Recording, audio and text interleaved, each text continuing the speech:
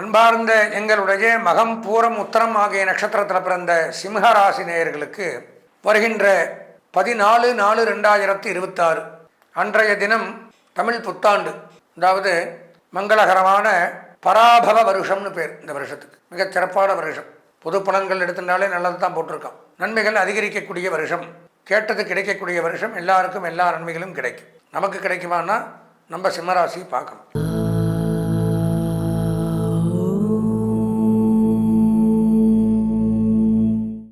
அன்பார்ந்த எங்களுடைய ஆன்மீக உண்மைகள் தொலைக்காட்சி நேயர்களுக்கு உங்களுடைய ஜோதிட ஆச்சாரியர் ஜோதிட குரு சிவஸ்ரீ டி சரவணமாணிக்க சிவாச்சாரியர், முதல்வர் வேத சிவ ஆகம குருகுலம், காஞ்சி காமகோடி பீடம், சங்கரமடம், காஞ்சிபுரம். நாம் ஆன்மீக உண்மைகள் தொலைக்காட்சியின் வாயிலாக காண இருக்கக்கூடிய இந்த பதிவு அப்படின்னு பார்த்தீங்கன்னா, வருகின்ற 14/4/2026 செவ்வாய்க்கிழமை காலை 8:20 அளவிலே இந்த தமிழ் புத்தாண்டு அப்படின்னு சொல்லக்கூடிய மங்களகரமான பராபவ வருடம் அப்படிங்கிறது பிறக்குது. இந்த வருடத்திற்கு திருநாமம் பராபவ வருஷம். பராபவ வருஷம்னா எல்லாருக்கும் எல்லாம் கிடைக்கும் அப்படிங்கிறத அர்த்தம். இந்த பராபவ வருஷத்தில் என்னென்ன நன்மைகள், பொதுவான பலன்கள், அதனைத் தொடர்ந்து 12 ராசிகளுக்கு உண்டான பலாபலன்களை பற்றித்தான் நாம் இப்போ பார்க்கிறோம். இந்த பிரிவில் பராபவ வருடத்துடைய வெண்பா என்ன சொல்லுது? மிக்க பராபவத்தின் மேதினியிற் பின் மழையாம் தக்க பசுக்கள் தழைக்கும் இக்கு பலிக்காது 4 வகை பள்ளியிற்கும் இன்பம் கலிக்காதனவே கருது அப்படிங்கிறார் வெண்பா. இந்த வருடத்தினுடைய வெண்பா என்ன அர்த்தம்னா, பராபவ வருஷம் தமிழ் புத்தாண்டில், வரக்கூடிய தமிழ் புத்தாண்டில் முன்பகுதியில் மழை இருக்காது, வருட பின்பகுதியில் மழை நன்றாக இருக்கும். பசுக்கள் செழிப்பாக வளர்ந்து பால் வளங்கள் பெருகும், கால்நடைகள் பெருகும். அனைத்து வகை மக்களுமே சிறப்புடனும் செல்வத்துடனும் நோய் நொடியின்றி மிகுந்த செல்வாக்குடனும் சந்தோஷத்துடனும் வாழ்வார்கள். இந்த வருடத்தினுடைய நவக்கிரக நாயகர்களுடைய வேலைகள் என்னன்னு பார்த்தீங்கன்னா, ராஜாவாக குரு விளங்குவதால் ஆன்மீகம் பெருகுது, வங்கி நீதித்துறை சிறந்து விளங்குது. மந்திரியாக செவ்வாய் விளங்குறதுனால தீ விபத்து ஏற்படுது, சில இடங்களில் மழை இருக்காது. அர்க்காதிபதி சந்திரனால நல்ல மழை விளைச்சல் பெருகும், தானிய விருத்தி உண்டாகும், விலைவாசி குறையும். சஸ்யாதிபதி சுக்கிரன் புஷ்ப வியாபாரங்கள் பெருகும், புஷ்ப வகை உற்பத்திகள் அதிகரிக்கும், வாசனை திரவியங்கள் பெருகும். சேனாதிபதி சந்திரன் பெண்கள் பல துறைகளிலும் சிறந்து விளங்குவார்கள், சுகமாக வாழ்வார்கள். பெண்களுக்கு நன்மை இந்த ஆண்டில். ரசாதிபதி சூரியன் புதிதாக எண்ணெய் உற்பத்திகள் பெருகும், உள்நாட்டிலேயே எண்ணெய் வியாபாரங்கள் பெருகும், எண்ணெய் விலைவாசி குறையும். தானியாதிபதி புதன் மழை புயல் சேதங்களால் தானிய விருத்தி குறையும், தடை ஏற்படும், தானிய தடை உண்டாகும். மேகாதிபதி சந்திரன் காலத்தில் மழை பொழிந்து நீர்நிலைகள் நிரம்பும், விவசாயம் செழிக்கும். நீரசாதிபதி சுக்கிரன் திடப்பொருட்கள் உற்பத்தி அதிகரிக்கும், பட்டு ஜவுளி உற்பத்தி அதிகரிக்கும். திருட்டு பயம் ஏற்படும், பெண்களுக்கு பாதுகாப்பு குறையும். போதை வஸ்துக்கள் அதிகரிக்கும், அயல் நாட்டு போர்கள் உண்டாகலாம். இதெல்லாம் இந்த வகை, அதாவது இந்த பராபவ வருஷத்தினுடைய பலாபலங்கள் இப்படித்தான் இருக்கும். அதாவது நல்ல மழை இருக்குது, பயிர் விருத்தி ஆகுது, பெண்களுக்கு நன்மை உண்டாகுது, எல்லாமே சிறப்பு நன்மைகள் அப்படிங்கிறத எடுத்துக்கலாம். சிம்மராசி அப்படின்னு எடுத்துட்டால் கிரகங்கள், அதாவது ஒன்று நல்லா தெரிஞ்சுக்கணும், இந்த புத்தாண்டுக்குன்னு தனி பலன்கள் எதுவுமே கிடையாது. இந்த கிரகங்கள்லாம் பயிற்சியாக எங்கெங்கே எங்கெங்கே இருக்கோ அதை வச்சு, இந்த புத்தாண்டில் எங்கெங்கே தங்கி இருக்கோ அதை வச்சு தான் நான் இல்லை எல்லா ஜோதிடர்களுமே பலன் சொல்ல முடியும். இப்போ சிம்மராசிங்கும் பொழுது அதிகப்படியாக ஒரு ராசியில் தங்கி நன்மை தீமைகளை செய்யக்கூடிய கிரகம் சனி பகவான். அப்பேற்பட்ட இந்த சனி பகவான் 8ஆம் இடத்துல போய் உட்காந்துருக்கார், மீனத்தில். அப்போது அஷ்டமச்சனி அப்படின்னு சொல்லுவாங்க. அஷ்டமச்சனி அப்படிங்கும் பொழுது நன்மை செய்யுமான்னு பார்த்தால் கண்டிப்பாக நன்மை இல்லை.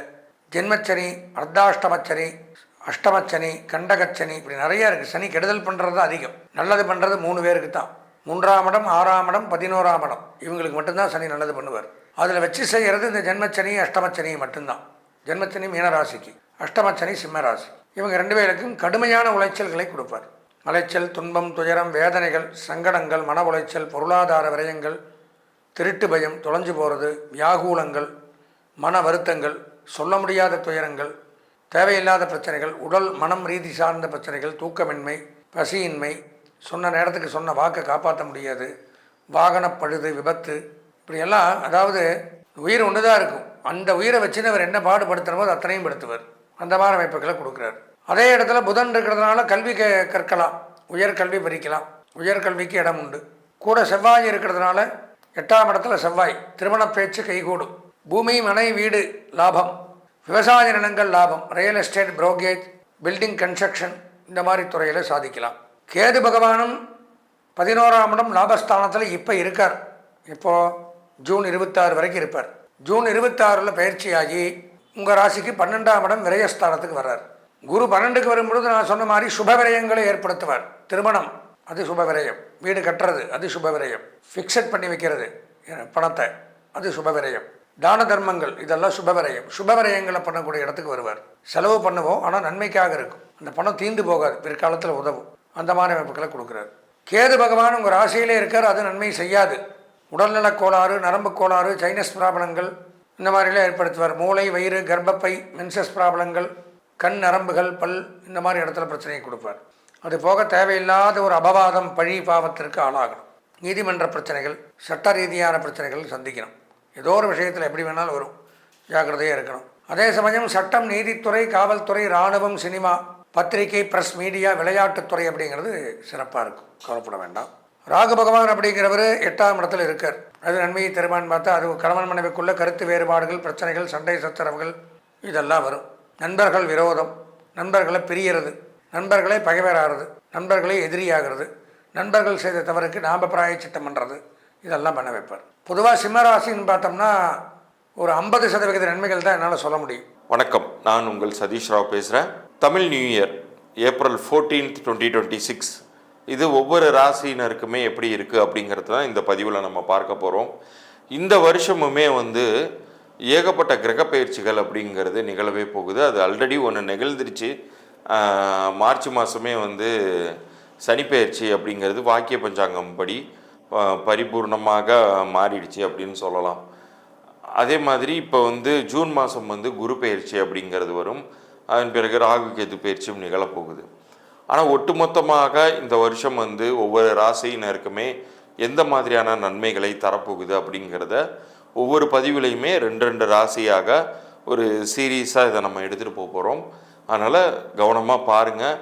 அதே மாதிரி இந்த பகுதியின் இறுதியில் உங்களுடைய வாழ்நாள் முழுமைக்குமே நீங்கள் நல்லா வாழ்வதற்கான குறிப்புகள் பற்றி எண்கணித ரீதியாக நான் சொல்லக்கூடிய பரிகாரங்கள் பற்றியும் நான் சொல்ல போகிறேன். அதில் இலவச எண்கணித, அதாவது எண்கணிதம்ங்கிறது நியூமராலஜி, பிளான்ட்ரி பொசிஷன்ஸ் ரீதியாக கிடையாது. நியூமராலஜி ரிலேட்டடாக உங்களுடைய பிறந்த தேதி, அதனுடைய அமைப்பு பற்றியெல்லாம் நான் நிறைய விஷயங்கள் சொல்ல போகிறேன். இந்த பதிவை முழுசாக பார்த்து நீங்கள் அதன் பலன்களை நீங்கள் பெற்றுக்கொள்ளலாம். சிம்ம ராசியை பொறுத்த வரைக்கும் கொஞ்சம் கவனமாக இருக்க வேண்டிய காலகட்டமாக தாங்க இது இருக்குது. காரணம் என்னன்னு கேட்டிங்கன்னா, ஒரு பக்கம் அவர் இப்போ கடகத்தோடைய தலையிலேருந்து சனி கையை எடுத்துட்டார். இந்த வடிவேல் காமெடியில் வர மாதிரி அந்த மொட்டை தலையில் கையை வச்சுட்டு கழுத்தை கொதறிக்கிட்டு இருந்த ஒரு சூழ்நிலை இப்போ கடகத்துக்கு மாறிடுது. அதுக்கு பதில் நீங்கள் தலையை கொடுக்குற மாதிரி தான். ஸோ போன 2.5 வருஷம் எப்படி இருந்துச்சு அப்படிங்கிறத கடகராசினர்கிட்ட கேட்டு தெரிஞ்சுக்கோங்க. அடுத்த 2.5 வருஷம் நீங்கள் எந்த அளவுக்கு உஷாராக இருக்கணும் அப்படிங்கிறத அதன் மூலம் படிப்பினையாக நீங்கள் புரிந்து கொள்ளலாம். நீங்கள் ஃபுல்லாக அனுபவித்து தான் அதை அடுத்தவங்களுக்கு அட்வைஸை சொல்லணுங்கிறது இல்லை. ஏற்கனவே கஷ்டப்பட்டவங்க எதனால் மாட்டினாங்கங்கிற அறிவுரை எடுத்துக்கிட்டாலே நீங்கள் சேஃபாக இந்த 2.5 வருஷத்தை கடந்துடலாம். ஆனால் இந்த 2.5 வருஷத்தில் உங்களுக்கு ஒரு ப்ரீத்தர் கொடுக்குற மாதிரி, உங்களுக்கு ஒரு வெற்றிக்கான வாய்ப்பை தரது மாதிரி யார் வராருன்னு கேட்டால், குரு உங்களை ஒரு சேவியராக நின்று காப்பாற்றப் போகிறார். ஏன்னா குரு 12ஆம் வீட்டிற்கு வருகிறார் தான், இல்லைன்னு சொல்லலாம். ஆனால் அவருடைய சுப பார்வைகள் உங்களுடைய கேந்திர ஸ்தானங்கள் மீது விழும் பொழுது இந்த 4ஆம் இடம் அப்படிங்கிறது சுகஸ்தானம், அது உங்களை ஜெயிக்க வைக்கும். பெரிய அளவுக்கு உங்களுக்கு இன்கம் ஃப்ளோ, இந்த பக்கம் சனி உருவாக்கக்கூடிய இந்த குறைந்த காற்றழுத்த தாழ்வு நிலைய ஒரு ப்ரெஷரை இவர் சரிப்படுத்துவார், பேலன்ஸ் பண்ணுவார். குரு பேலன்ஸ் பண்ணுவார். ஸோ உங்களுக்கு ஏதோ ஒரு வகையில் லெட் அவுட் அப்படிங்கிறது இருக்கும். உங்கள் பிரச்சனைகளை முழுசாக நீங்கள் தலையில் சுமந்துட்டு இந்த 2026 முழுக்க ட்ராவல் பண்ண போகிறதில்ல. பட் நீங்களுமே நிறைய பொறுப்பாக நடந்து கொள்ள வேண்டும், நிறைய அனாவசிய செலவுகளை தவிர்க்க வேண்டும். இதெல்லாம் மனசில் வச்சுட்டு செயல்படும் பொழுது பெரிய அளவுக்கு சிரமங்களுக்கு உள்ளாகாமல் நீங்கள் தப்பிச்சிருவீங்க. இப்போ இவ்வளோ நேரம் நீங்கள் பார்த்தது தமிழ் புத்தாண்டுக்கான பலன்கள். இந்த தமிழ் புத்தாண்டுக்கான பலன்களில் நான் ஏற்கனவே சொல்லியிருந்தேன், எண்கணித ரீதியாக வாழ்நாள் முழுமைக்கும் நம்ம நல்லா இருக்கிறதுக்கான விஷயம் என்ன பண்ணணும் அப்படிங்கிறத நான் சொல்ல போகிறதா சொல்லியிருந்தேன். இப்போ எண்கணித ரீதியாக ஒரு மனிதனுடைய பிறந்த தேதியும் சரி, கூட்டு எண்ணும் சரி, அவனுக்கு ரொம்ப ஒரு வாழ்க்கையை வழி நடத்துவதற்கான ரகசிய தகவல்களை உள்ளடக்கியது. ஒரு பிறப்பு நிகழும் பொழுதே உங்களுடைய பிறந்த தேதி, கூட்டு எண், இது என்ன மாதிரியான ஒரு வெற்றி வாய்ப்பை உங்கள் வாழ்க்கையில் தரப்போகுது, உங்களுடைய விதி அமைப்பு என்ன அப்படிங்கிறத அந்த நம்பர்ஸுமே சொல்லிடும். அதற்கு பொருத்தமான ஒரு பெயர் அமையும் பொழுது, இப்போ உதாரணத்திற்கு ஒரு டீசல் வாகனத்தில் போய் நீங்கள் பெட்ரோல் போட முடியாது, பெட்ரோல் வாகனத்தில் போயிட்டு நீங்கள் கெரசின் போட முடியாது. போட்டிங்கன்னா என்ன ஆகும்? வண்டி நகராது, வீணாக போயிடும், இன்ஜினே மற்றபடி மொத்தமாக சீஸ் ஆகும் இல்லையா? அது மாதிரி தான் லைஃப்லையுமே உங்களுடைய உடல் எனும் எந்திரத்தை இயக்கக்கூட மந்திரமாக உங்களுடைய பெயர் செயல்படும். அந்த எந்திரத்தினுடைய சரியான பெயர் மந்திரம் என்ன அப்படிங்கிறத எதை டினோட் பண்ணுன்னா உங்கள் பிறந்த தேதி டினோட் பண்ணும்.